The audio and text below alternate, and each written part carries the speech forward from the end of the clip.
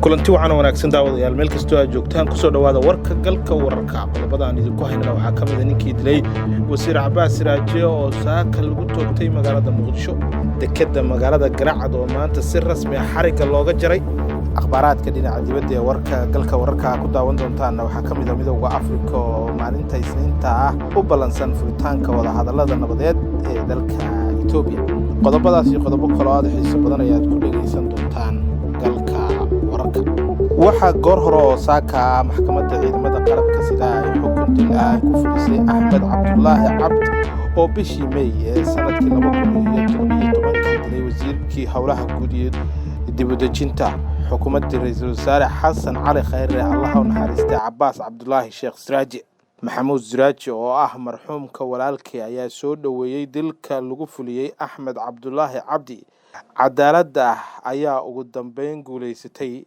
ayuu ku soo qoray bartiisa Twitterka maxkamadda ciidamada qalabka sida ee Soomaaliya ayaa horay xukun dil ah ugu riday Axmed Cabdullaahi Cabdi oo lagu helay in uu dilay wasiirkii howlaha guud iyo dib u dhiska xukuumadda ra'iisul wasaare Xasan Cali Khayre Allah u naxariistay Cabaas Cabdullaahi Sheekh Siraaje marxuum Cabaas ayaa 3 bishii May ee sanadkii 2017 ku dhintay rasaas oo furay ilaalada hanti dhowraha guud ee xilka laga qaaday Dr. Nuur Faarax Jimcaale Cabaas Siraaje oo 31 sano jir ahaa ayaa sidoo kale ahaa wasiirkii ugu da'da yaraa ee xilligaasi waxaana ka soo laabtay xeryaha qaxootiga Dadaab ee uu ku soo barbaaray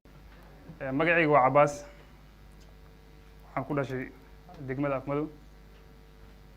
balse waxaan ku barbaaray waddanka Kenya khaasatan waxaan ku barbaaray xero qaxooti oo la yiraahdo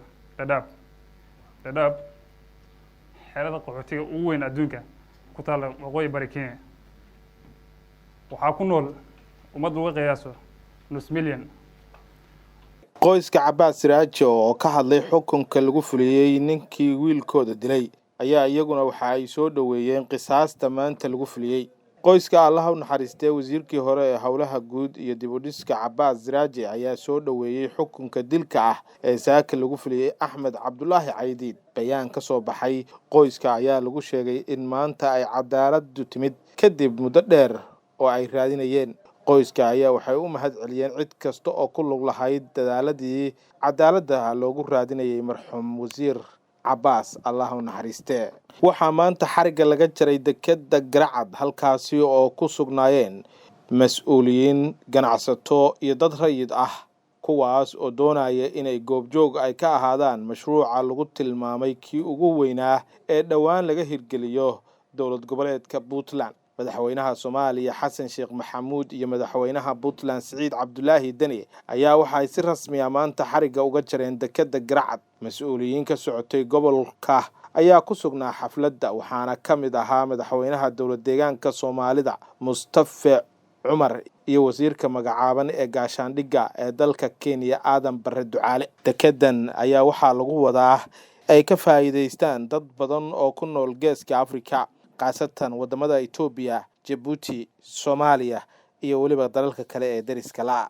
midowga Afrika ayaa jimcihii sheegay in wada hadal nabadeed lagu xalinayo dagaalada ka socda dalka Itoobiya kaas oo maalinta Isniinta ah ka bilaaban doona dalka Koonfur Afrika kadib ballanqaadyo ay sameeyeen dowladda Itoobiya iyo mas'uuliyiinta gobolka Tigreega oo sheegay inay ka qayb galayaan kulankaasi dowladda Itoobiya iyo xulafadooda oo ay ku jiraan ciidamada dalkaasi Eritrea ayaa tan iyo dabayaaqadii sanadkii hore 2020 kula dagaalamayay kooxda TPLF waqooyiga dalkaasi Itoobiya dagaaladan ayaa waxaa ku dhintay 10,000 oo qof halka malaayiin kalena ay ku barakaceen 100,000 oo kale ayaa qarka u saaran in ay soo food saarto macaluul golaha ammaanka iyo nabadda ee midowga Afrika ayaa sheegay jimcihii in ay soo dhaweynayaan ballanqaadyadii labada dhinac ee ahaa in si dhab ah looga wada qayb qaato geedi socodka nabadda Ridwan Hussein oo ah la taliyaha dhinaca ammaanka qaranka ra'iisul wasaaraha dalkaasi Itoobiya Abiy Ahmed ayaa sheegay in dowladdiisu ay ka qayb gali doonto wada hadallada uu hogaaminayo midowga Afrika ee 24 bishan ka dhacaya dalkaasi Koonfur Afrika